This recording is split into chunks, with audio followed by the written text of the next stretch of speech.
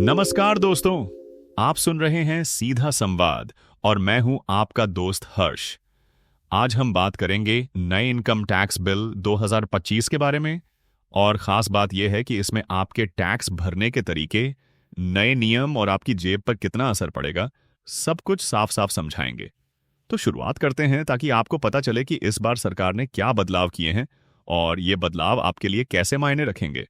सबसे पहले बात करते हैं कि इंडी इनकम टैक्स बिल 2050 क्यों आया।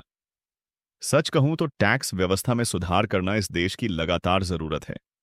हर साल नियम थोड़े बहुत बदलते रहते हैं, लेकिन इस बार जो बिल पेश हुआ है वो ज्यादा व्यापक और सरल बनाने की कोशिश है। इसका मकसद है कि टैक्स पेयर्स को सुविधा मिले, हिसाब किताब साफ रहे और छुपे हुए या चोरी छिपे टैक्स कम हो। अब जरा सोचिए, जब टैक्स नियम जटिल होते हैं तो लोग परेशान हो जाते हैं, गलतियां होती हैं, टैक्स भरने में टाइम लगता है और कभी-कभी इतने सारे नियमों को समझना भी मुश्किल हो जाता है। इस बिल ने इन सभी समस्याओं को कम करने की कोशिश की है। क्या खास हुआ इस बिल में? चलिए, बड़े पॉइंट्स पे नजर डालते हैं। सबसे पहली बात है टैक्स स्लैब्स में बदलाव।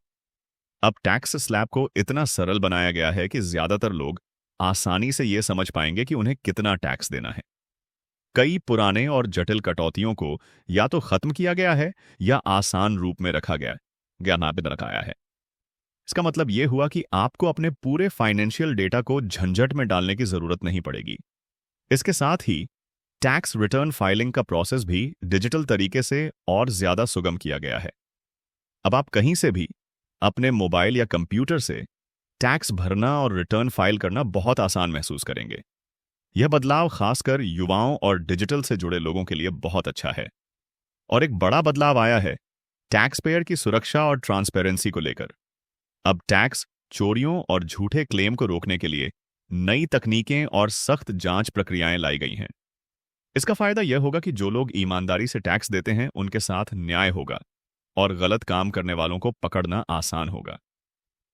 यहां एक बात दिलचस्प है, सरकार ने छोटे व्यापारियों और फ्रीलांसरों के लिए भी खास प्रावधान किए हैं। अब ऐसे लोग जिनकी सालाना इनकम थोड़ी बहुत होती है, उनके लिए टैक्स रेट्स कुछ आसान और माफी वाले हैं। इसका मतलब यह है कि छोटे कारोबार को टैक्स के बोझ से राहत मिलेगी और उनका व्यवसाय बढ़ेगा।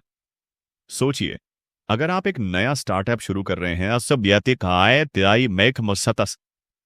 तो यह बिल आपकी मदद कर सकता है, क्योंकि इसमें निवेश से जुड़े टैक्स, कैरी फॉरवर्ड और कुछ इंसेंटिव्स दिए गए हैं। ये बदलाव स्टार्टअप्स को प्रोत्साहित करेंगे, जो देश की आर्थिक वृद्धि के लिए जरूरी भी है। अब बात करते हैं उन लोगों की जिनका इनकम बहुत ज्यादा है। सरकार ने इन लोगों के लिए भी टैक्स व्यवस्था में कुछ सुधार किए हैं ताकि अधिकतम टैक्स बेहतरीन तरीके से इकट्ठा हो सके। लेकिन ऐसा भी है कि यह टैक्स विजन बहुत ज्यादा बोझिल न हो, ताकि आर्थिक द्रव्यमान बना रहे। पर्सनल टैक्स के संदर्भ में कुछ खास छूटें बढ़ाई गई हैं, जैसे कि घर के मकान के लिए अधिक टैक्स कटौती और स्वास्थ्य खर्चों पर भी राहत दी गई है। ये बदलाव हर आम इंसान को सीधे लाभ पहुंचाते हैं, क्योंकि अब आपकी जेब पर कम दबाव पड़ना तय है। ये सब बातें अच्छा लगती हैं, लेकिन आपको यह भी जानना जरूरी है कि हर नया बिल लागू होने में वक्त लेता है। इस बिल के नियम धीरे धीरे लागू होंगे और सरकार समय समय पर छोटे छोटे अपडेट भी देती रहेगी। इसका मतलब है कि आपको अपडेटेड रहना जरूरी है, ताकि टैक्स जमा करते वक्त कोई गलती न हो। कुल मिलाकर आखिरी नया income tax bill 2025 tax payers के लिए सरल, पारदर्शी और अधिक न्याय संगत बनाना चाहता है। ये बदलाव आपकी रोजमर्रा की जिंदगी में टैक्स की टेंशन को कम करने में मदद करेंगे और आपकी फाइनेंशियल प्लानिंग आसान बनाएंगे। यह सोचकर दिलासा मिलता है कि सरकार ने इस बार टैक्स व्यवस्था को सिर्फ एक कानूनी जरिया नहीं, बल्कि एक मददगार और सहायक उपकरण बनने की कोशिश की है।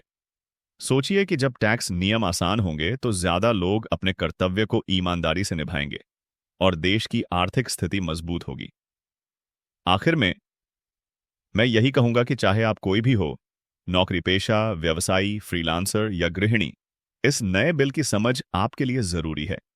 इसके नियम जानकर आप बेहतर निर्णय ले पाएंगे और अपने वित्त को सुरक्षित रख पाएंगे। दोस्तों, आज की बात यहीं खत्म करते हैं।